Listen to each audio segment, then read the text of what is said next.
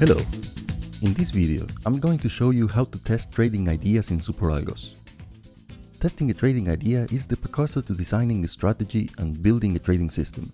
So, this tutorial is also the first step in that direction. I'm going to be sharing my own personal approach. You may have a different one, so feel free to focus on how things work on Superalgos and take any trading related information for what it's worth. I expect the tutorial to be accessible to a wide audience. If you're an experienced trader, please be patient while I lay out some of the basic notions. The concepts I will be covering in this video are further developed in the trading system section of the documentation. So do go and take a look at those pages when you're ready to go deeper into details we may not discuss here. The Superalgos trading protocol splits strategies into 4 stages. This tutorial covers the first 2. Let's start by creating a new trading system from the Workspace node menu. I will take the trading system close to the network testing environment so that we may later reuse one of the existing testing sessions. Stage 1 is the trigger stage. In this stage, we define 3 events: trigger on, trigger off, and take position events. An event is the mechanism that, when activated, makes the system take a certain action. For example, when the take position event is activated on a live trading session, the system places an order at exchange. The trigger on event triggers the strategy. This happens before taking a position. The trigger on event tells the system that we are considering taking a position using this particular strategy. I'll expand on this later on with a practical example. In case a position is not taken, the trigger off event tells the system when the strategy is no longer being considered. Now, how exactly are events activated? An event is activated when a certain market situation arises. A situation refers to a specific state of the market as defined by any number of conditions. In other words, we define situations in which we wish a certain event to happen, and each situation is described as a set of conditions that need to be met for the event to be activated. Conditions are rules or characteristics that define a situation. When all conditions under a situation validate true, then the situation gets validated as well, and the associated event is activated. This will be a lot clearer when we put this in practice, so let's get on with that. Let's start by proposing a trading idea using the Bollinger Bands indicator. For example, the weak hands Buster trading system is based on the idea that a breakdown of the Bollinger Bands may predict a deepening of a downtrend and even some reversals. The strategy uses this idea to sell Bitcoin as the price starts falling and rebuys more Bitcoin when price stabilizes farther down. Indicators are usually built around trading ideas. In fact, most indicators have been created by analysts and traders in an attempt to mathematically describe trading ideas. I will briefly explain the Bollinger Bands indicator for those of you who may not be familiar with it. The indicator features a 20-period moving average in the center. It features a line on top located 2 standard deviations above the moving average. We call this line the upper band. And it also features a line 2 standard deviations below the moving average. We call this one the lower band. Together, they are the Bollinger Bands. As per the indicator rules, Bollinger Bands provide a relative definition of high and low prices. By definition, the price is high at the upper band and low at the lower band. See here, for example, the price ranges sideways, bouncing off both the upper and the lower bands multiple times. Sometimes it bounces off the moving average, and sometimes it breaks it. Sometimes it may go out of the boundaries of the bands, either higher or lower, but most of the time it stays within the range of the bands. This doesn't mean that the bands have some magical property that makes the price bounce off them. The bands are calculated after the fact, that is, once a candle has closed. So it's actually the other way around. It is the price that determines where the bands lie. Our trading idea is based on the concept of a breakdown of the Bollinger Bands. We define a breakdown as a market situation in which a candle closes below the lower band. This is a good example.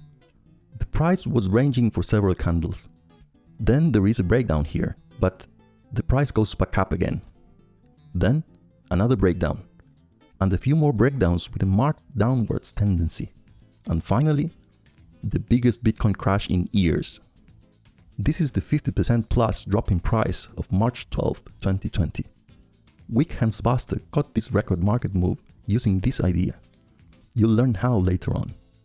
So, in other words, Weak Hands Buster's trading idea is based in the fact that the price usually ranges between the bands, and when it ventures out of the bands, that may signal that a trend in the direction of the breakout may be forming, or deepening if the trend was already established.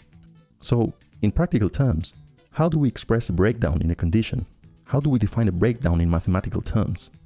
Well, we said that the candle must close below the lower band. We also said that the lower band is located 2 standard deviations below the moving average. In Superalgos, for simplicity's sake, we call that deviation, or the deviation of the Bollinger Bands. Now, let's take a look at the documentation and learn a bit about the syntax we use to write conditions. Simple conditions, the kind Weak Hands Buster uses, are mostly written as comparison statements using common logical operators, such as equal to or greater than, and so on. You should take a closer look at this page if you haven't yet. What are the properties we can use to write these statements? Well, each indicator comes with a set of properties we can use. Let's take a look at the Bollinger Bands on the Master's Indicators page. The product is called Bollinger Band, and the available properties are moving average, standard deviation, deviation, and direction. Notice how in compound words, the first word is written in lowercase, while each subsequent word starts in uppercase. This is a typical JavaScript convention. Each of the properties is a variable that features the value of the property at every single candle in every time frame. So, to build a statement, we need to tell the system which time frame we are referring to, which indicator and product we are referring to, and which property in the set indicator we are referring to. This is all explained in the syntax overview page. Let's take a quick look at the other indicator we will be using most of the time, candles. The product is candle, and available properties are min, max, open, close, and direction. Good. Let's build our first statement. Remember, we wish to write a condition that will indicate that the candle has closed below the lower Bollinger Band. We'll be working on the 1-hour chart. So we start with chart dot at 01 hours dot candle dot close. We're calling the product candle and its property close on the 1-hour chart. And then we use a comparison operator, lower than. Now we need to compose the second part of the statement. Again, chart at 1 hours, and remember we said the lower band was located 2 standard deviations below the moving average, and that for simplicity's sake, we call the 2 standard deviations simply deviation. Okay, so dot Bollinger Band dot moving average minus chart at 01 hours Bollinger Band dot deviation. That's it. The price at the close of the candle is lower than the moving average minus the deviation, that is lower than the lower band. This condition will be true every time a candle closes below the lower band. So let's go ahead and set this condition on the trigger on event. Now we need to determine in which situation we would trigger off the strategy. Think of the trigger off event as the invalidation of the trading idea. The strategy will be triggered once a candle closes below the lower band. We will invalidate the idea if the price goes back up above the moving average. So we write chart at 1 hours candle close is greater than chart at 1 hours Bollinger Band moving average. Let's set up this condition on the trigger off event. Next in line is the take position event. For a start, we will use the same condition as in the trigger on event. That is, we're not just going to trigger the strategy, but we will go right into taking a position as soon as the candle closes below the lower band. Of course, this is a simplification, as you would never decide to take a position following such a simple rule. We're just taking a shortcut to do the first test of the idea. To reuse the condition we set at the trigger on event, we may clone the condition and attach the clone to the take position event. Okay, now we're ready to tackle stage 2, defining the position size, position rate, initial stop, and initial take profit. We're going to be using some of the internal variables listed in the documentation, such as position rate and balance base asset. Take a look there to see what else is available. The concepts of the initial stop and initial take profit represents the targets we set for the moment the position is taken. These targets can later be managed on stage 3, but we will now go there for the time being. For the initial stop, we will write up a formula that will allow up to 3% in price variation. That is, if the trade goes against us, we will stop the trade at the 3% loss to protect our capital. Remember, the idea is to accumulate Bitcoin by selling Bitcoin when the price starts falling. So we are betting that the price will fall farther after we take a position. That means that our stop has to prevent losses if the price, instead of falling, starts going up. Then our formula will be position rate plus position rate times 3 divided by 100. That formula determines the price at which the system will close the trade in case it goes against us. For the initial take profit, we will reverse the formula so that the target is below the position rate. So, position rate minus position rate times 3 divided by 100. Now, allow me to clarify something. This setup would be stupid in strategy, as we would be risking the same amount of capital we expect to win. That is not a good risk-reward ratio. We would usually expect to win much more than what we are risking. We are setting these symmetrical targets so that we may quickly test how many times the market goes in our favor and how many times it goes against us, given the take position situation we have defined. For position size, we will use the value of the balance base asset variable, meaning that we will put all of our balance in every trade. Again, for testing purposes, this is fine. For the position rate, we will use candle close, that is, the price at the close of the candle. During simulations, the take position event will use this variable to set the position rate. But during a live trading session, the system places a market order that may fill at whatever the price is at the moment of placing the order. Execution issues are explained in the documentation, so I'm not going to go there in this video. But do go and read about how the system places orders at this point, as you will need to consider such issues when trading live. Cool, so finally, we're ready to run a backtest. Notice that all the events and formulas we just set up for stage 1 and stage 2 are mandatory. We can't run a backtest if we're missing any of these definitions. To run the test, we will use the weak hands buster backtesting session so that we don't need to create a new task and so that we can reuse the rest of the infrastructure, including charts and so on. We will test from January 1st, 2020 until the present time.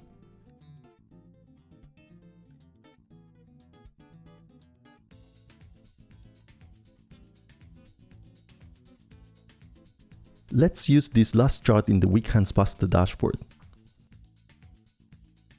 Okay, interesting. We've got almost a 50% hit ratio, meaning that we have a similar number of hits than fails. What do we make out of this? Well, it's hard to tell at this stage. If there were such simple ideas that would produce fabulous results, everybody would use them and no one would lose, which is absurd. We need to keep working on the idea and find ways to filter some of the fails. Let's look at the individual trades to see what we can learn at first glance. Along this section, we can see the hit ratio remains stable, meaning that fails and hits alternate. And here we got to an interesting section of the market. Bitcoin fell more than 50% in a matter of hours. Can we agree that this is an interesting market event? Is there any way to predict such events? I know there is, because Weak Hands Buster did. How? Using this same idea. Let's take a closer look. What happened before the market crashed? That's right, there is a breakout of the Bollinger Bands right before the fall. 8 hours before the crash. What if we take this position, but instead of taking profit at 3%, we just let it run? Indeed, jackpot! Let's take a look further back. We've got 3 more breakdowns in a row. There's got to be something behind this idea, right? Let's take a look at the bigger picture. What was going on at the larger time frames? The market had turned south a month before the big fall, on February 15th. We are quite clearly in a downtrend. Let's make a more realistic test, with the exact same simple idea. We'll set the take profit target 20% below the position rate instead of 3%.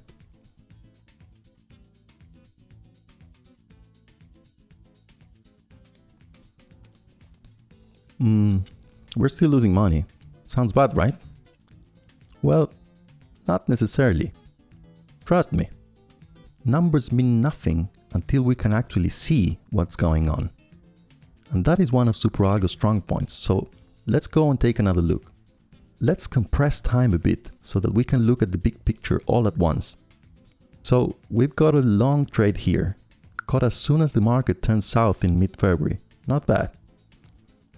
And we also got the trade right before the big fall, only that we arbitrarily stopped it too early. Now, what else can we learn from looking at the big picture and the larger time frames? Of course, our big hits happen during a downtrend, while most of our fails happen during uptrends. So, what do we do with this? It's quite obvious.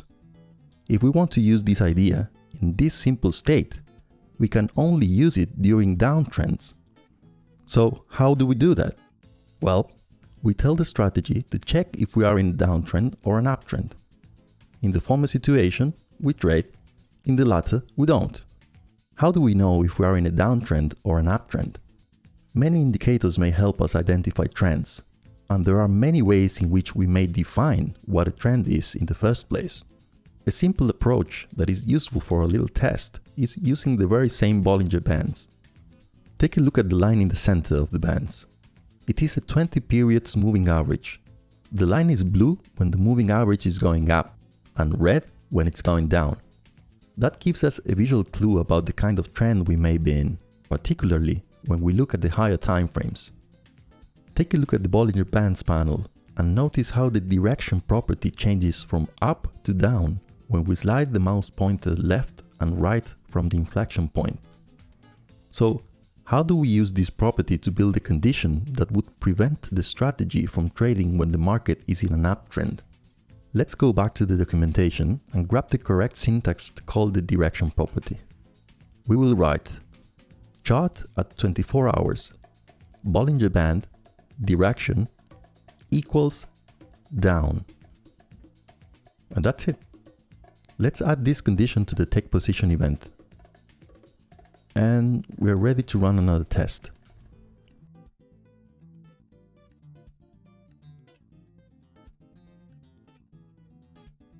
There you go. We successfully filtered all the failed trades during the uptrend before and after the March market crash. Notice how the strategy is triggered multiple times during the uptrend, but the position is not taken due to the second condition we just implemented on the take position event. This is one of the uses of the trigger on event. We can use it to mark the occurrence of a certain market situation without actually taking a position. Judging by the results of the simulation, we're still at a loss. But what happens if we significantly increase our take profit target, or we manage it as the trade develops? Let's quickly simulate a much more ambitious target.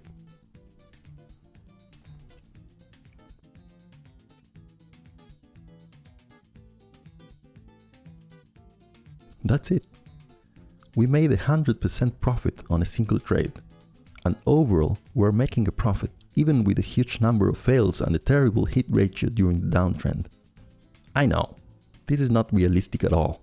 But what if we run the test over a longer period, let's say, starting in January 2018, and use a more reasonable take profit target, let's say 15% below the position rate.